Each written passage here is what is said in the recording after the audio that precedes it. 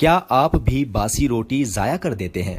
اگر آپ رات کے کھانے کے بعد روٹیاں ضائع کر دیتے ہیں تو آپ کو اس بارے آقائے دو جہاں حضرت محمد مصطفیٰ صلی اللہ علیہ وآلہ وسلم کا فرمان جاننا بہت ضروری ہے۔ باسی روٹیوں کو پھینکنے یا ضائع کرنے سے گھروں میں کیا آفات آ سکتی ہیں اور آپ کن پریشانیوں میں گھر سکتے ہیں، اور اس کے علاوہ باسی روٹی کھانے کے کیا فوائد ہیں بتائیں گے اس ویڈیو میں۔ لیکن اس سے پہلے ہمارے چینل کو سبسکرائب کریں اور گھنٹی کے بٹن کو بھی دبا دیں تاکہ نئی آنے والی ویڈیوز بھی آپ کو ملتی رہیں۔ آج کل کھانا پھینکنا اور ضائع کرنا فیشن بنتا جا رہا ہے۔ گھروں، دعوتوں اور خاص کر شادی بیاہ کے موقعوں پر دیکھا گیا ہے کہ لوگ ضرورت سے زیادہ ڈال کر کھانا بچا دیتے ہیں جو بعد میں کسی کے کام نہیں آتا، اور لوگوں کو یہ بھی کہتے سنا گیا ہے کہ ہم لوگ باسی کھانا اور روٹی استعمال نہیں کرتے بلکہ روزانہ کی بنیاد پر روٹی اور کھانے کا اہتمام کرتے ہیں۔ ناظرین، یہ جاننا بہت ضروری ہے کہ باسی روٹی اور کھانا پھینکنے کے متعلق بہت سخت وعید آئی ہے۔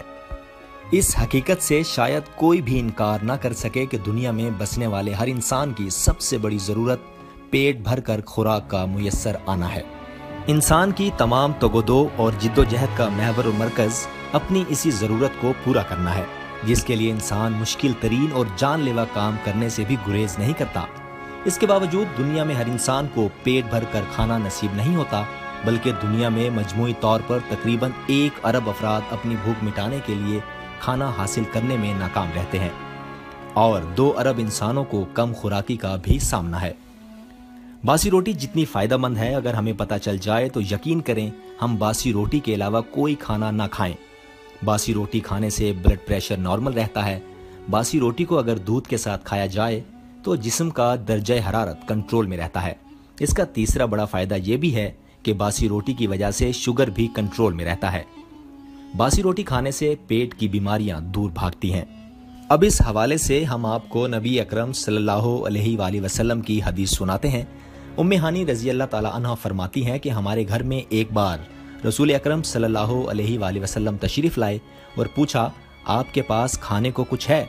تو میں نے عرض کی، یا رسول اللہ صلی اللہ علیہ وآلہ وسلم، کچھ بھی موجود نہیں ہے، ہاں ایک باسی روٹی ہے اور سرکہ موجود ہے۔ تو میرے آقا نبی اکرم صلی اللہ علیہ وآلہ وسلم فرمانے لگے، آپ وہی لے آئیں، ہم وہی کھا لیتے ہیں، کیونکہ باسی روٹی میں شفا اللہ نے رکھی ہے، اور اس گھر میں کبھی غربت آ ہی نہیں سکتی جس گھر میں باسی روٹی کی عزت کی جاتی ہے۔ ایک بار آن حضرت صلی اللہ علیہ وآلہ وسلم نے حضرت ابوذر رضی اللہ عنہ کو نصیحت فرمائی، اے ابوذر، اپنے سے کمتر پر نظر رکھ، اللہ کی نعمتوں کا شکر ادا ہوگا۔ اللہ کے ایک ولی تھے جو روز باسی روٹی کھاتے تھے۔ کسی نے پوچھا، آپ باسی روٹی کیوں کھاتے ہیں؟ تو فرمایا، روز آنے والا وقت ہمیں اللہ کی برکتوں سے دور کر رہا ہے۔ یہ باسی روٹی مجھے میرے نبی اکرم صلی اللہ علیہ وآلہ وسلم سے قریب تر کر دیتی ہے، اور یہ میری جسمانی اور روحانی طاقت کو بھی بڑھاتی ہے۔ کھانے کو ضائع کرنے سے متعلق نبی اکرم صلی اللہ علیہ وآلہ وسلم نے فرمایا کہ جب تم میں کوئی کھائے تو ہاتھ نہ پہنچے، یہاں تک کہ انگلیوں کو چاٹ نہ لے یا کسی دوسرے کو نہ چٹا دے۔ ایک دوسری حدیث میں آتا ہے کہ نبی اکرم صلی اللہ علیہ وآلہ وسلم نے فرمایا کہ جس نے کسی پیالے میں کھایا پھر اس پیالے کو اچھے سے صاف کیا تو پیالہ اس کے لیے استغفار کرے گا۔ لیکن بدقسمتی سے ہمارے ہاں کیا ہوتا ہے کہ دعوتیں ہوتی ہیں، اور اکثر دعوتوں میں یہ دیکھ کر سخت الجھن ہوتی ہے کہ محفل و تقریب میں جتنا پکایا جاتا ہے اتنا کھایا نہیں جاتا، اور مہمان پلیٹ میں بھر بھر کر ڈال لیا کرتے ہیں اور نتیجہ کھا نہیں سکتے، اور باقی بچا کر چھوڑ دیتے ہیں، پھر وہ ضائع کر دیا جاتا ہے۔ حضرت انس بن مالک رضی اللہ تعالی عنہ سے روایت ہے کہ رسول اکرم صلی اللہ علیہ وآلہ وسلم جب کھانا تناول فرما لیتے تو تینوں انگلیوں کو چاٹ لیا کرتے، اور فرمایا کہ جب تم میں سے کسی کا نوالا گر جائے تو اسے صاف کر کے کھا لینا چاہیے، اور اسے شیطان کے لیے نہ چھوڑے، اور ہمیں حکم دیا ہے کہ پیالے کو صاف کر دیا کریں، کیونکہ تم میں سے کوئی نہیں جانتا کہ اس کے لیے کھانے کے کون سے حصے میں برکت رکھی گئی ہے۔ ایک نوالا تک گر جائے تو اٹھا کر کھانے کا حکم ہے، تو پھر اکثر دعوتوں میں اتنا کھانا پھینکا جاتا ہے جو بہت ہی غلط ہوتا ہے۔ انسان کو اللہ نے آزمائش و امتحان کے لیے پیدا فرمایا ہے۔ اقوام متحدہ کے خوراک کے ادارے FAO کا کہنا ہے کہ دنیا میں 1 ارب سے زائد افراد بھوک میں مبتلا ہیں، تو دوسری جانب اقوام متحدہ ہی کی جانب سے کرائی جانے والی ایک تحقیق سے پتہ چلا ہے کہ دنیا میں ہر سال تیار کی جانے والی 1/3 خوراک ضائع ہو جاتی ہے۔ ہر سال ضائع ہونے والی خوراک کا وزن تقریباً 1 ارب ٹن ہوتا ہے۔ پاکستان میں 3 کروڑ سے زائد افراد کو خوراک کی کمی کا شکار بنایا جاتا ہے۔ لیکن خوراک کی کمی صرف غریب اور ترقی پذیر ممالک کا ہی مسئلہ نہیں، بلکہ ترقی یافتہ ممالک میں بھی کروڑوں لوگ خوراک کی کمی کا شکار ہیں۔ برطانیہ میں تقریباً 40 لاکھ افراد آج بھی مناسب خوراک تک رسائی نہیں رکھتے۔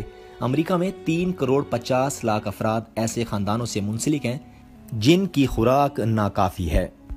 اگر ضائع کی جانے والی خوراک کو مستحق لوگوں تک پہنچایا جائے تو اس سے سالانہ 2 سے 3 ارب بھوکے انسانوں کا پیٹ بھرا جا سکتا ہے۔ اسی طرح چند ماہ قبل اقوام متحدہ کی فوڈ اینڈ ایگریکلچر آرگنائزیشن نے اپنی ایک رپورٹ میں انکشاف کیا تھا کہ پوری دنیا میں انسان مجموعی طور پر پیدا ہونے والی خوراک کا 1/3 یا 33% حصہ ضائع کر دیتے ہیں، جس کی مالیت 750 ارب ڈالرز بنتی ہے۔ یہ حقیقت بھی سامنے رہنی چاہیے کہ خوراک ضائع کرنے والے ممالک میں ترقی یافتہ ممالک پیش ہیں۔ صرف امریکہ میں ہی 50% خوراک کوڑے کی زینت بنتی ہے۔ برطانیہ میں 20 ملین ٹن خوراک ضائع کی جاتی ہے۔ جاپان بھی اس دوڑ میں پیچھے نہیں رہا، وہاں 101.6 ارب ڈالر مالیت کی خوراک تلف ہو جاتی ہے، جبکہ یورپ میں لوگ 100 ملین ٹن کھانا ہر سال پھینک دیتے ہیں۔ ترقی یافتہ ممالک میں تو لوگ کھانا پھینکنے کی گنجائش رکھتے ہیں، مگر ترقی پذیر ممالک میں یہ مسئلہ دولت کے بجائے وسائل کی کمی کے باعث پیدا ہو رہا ہے۔ پاکستان اور بھارت جیسے ممالک میں پھل اور سبزیاں زیادہ عرصے تک تازہ نہیں رہ پاتی، جبکہ ان ممالک کی بیشتر منڈیوں میں سرد خانوں کی سہولت بھی موجود نہیں، جس کا نتیجہ بڑی مقدار میں سبزیاں اور پھل کے ضیاع کی صورت میں نکلتا ہے۔ اگرچہ دنیا میں اتنی خوراک پیدا ہوتی ہے جو ہر ایک کے لیے کافی ہونی چاہیے، مگر اس کی فراہمی یا دیگر مسائل اس کے ضیاع کا سبب بن جاتے ہیں۔ اس کے ساتھ دنیا بھر میں لاکھوں افراد بھوک کی وجہ سے زندگی کی بازی بھی ہار جاتے ہیں، اور دنیا میں مختلف ممالک میں قحط سے ہلاک ہونے والے افراد کی تعداد بھی لاکھوں میں ہے۔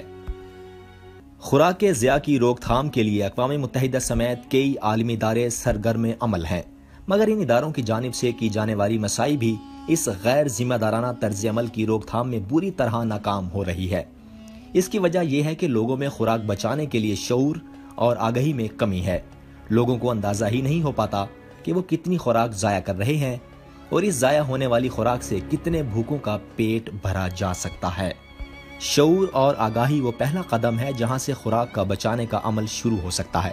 شعور اور آگاہی کے ذریعے ضائع ہونے والے کھانے کو بچا کر نہ صرف بھوکے افراد کا پیٹ بھرا جا سکتا ہے، بلکہ اپنے ماحول کو بھی کئی مضر اثرات سے محفوظ بھی رکھا جا سکتا ہے، کیونکہ یہ ضائع شدہ خوراک زہریلی گرین ہاؤس گیسوں کی شکل میں ڈھل کر ماحولیاتی نقصانات میں اضافہ بھی کرتی ہے۔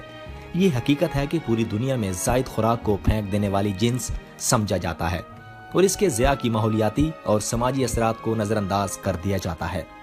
بہرحال یہ ایک افسوسناک صورتحال ہے کہ ایسے ممالک میں بھی جہاں غربت عام ہے، خوراک کا بے دریغ ضیاع معمول بن چکا ہے۔ ہم روز اپنے گھروں کے کچن میں اتنا کھانا ضائع کر دیتے ہیں جو گلی محلے میں کسی ضرورت مند کی ضرورت کو پورا کرنے کے لیے کافی ہو سکتا ہے۔ اسی طرح ہمارے شادی ہالوں میں روزانہ اس قدر زیادہ کھانا ضائع ہوتا ہے کہ اس بچے ہوئے کھانے سے شاید شہر کے تمام حاجت مندوں کا پیٹ بھرا جا سکے۔ ہمارے ملک کے ہوٹلوں میں ایک وقت میں کئی کلو اور بڑے بڑے ہوٹلوں میں کئی من روٹی اور سالن اور دیگر اشیاء مثلاً سلاد، دہی اور دیگر بہت سامان ضائع کر دیا جاتا ہے۔ اگر ضائع ہونے والی اسی خوراک کو پھینکنے کے بجائے غربا میں تقسیم کر دیا جائے تو نہ صرف یہ کہ بہت سے غریبوں کا پیٹ بھر سکتا ہے، بلکہ دنیا سے بھوک کا مکمل خاتمہ کیا جا سکتا ہے۔ اللہ کی ذات نے آپ کو نوازا ہے، آپ کو نعمتیں عطا کی ہیں، تو اسے ضائع نہ کریں، اس کا صحیح استعمال کریں، حقدار و غریب محتاج کو دیں، وہ آپ کی آخرت میں کام آئے گا۔ کسی بھی چیز کو ضائع کرنے سے پہلے آپ اس کے بارے میں سوچیں کہ جو رزق ہم کو ملا ہے وہ ہم تک پہنچتے کتنے لوگوں کی محنت، وقت اور ذریعے اور مراحل سے ہوتے ہوئے آپ تک پہنچا ہے۔ یاد رکھیں، جو رزق کا صحیح استعمال کرنا اور اس کو ضائع ہونے سے بچانا بھی رزق کا شکر ادا کرنا ہے، اور جو لوگ شکر نہیں کرتے ان سے نعمت سلب کر لی جاتی ہے اور واپس نہیں دی جاتی۔ یاد رکھیں کہ اللہ تعالیٰ کسی قوم کی حالت میں تغیر نہیں کرتا جب تک وہ لوگ خود اپنی حالت نہیں بدل دیتے۔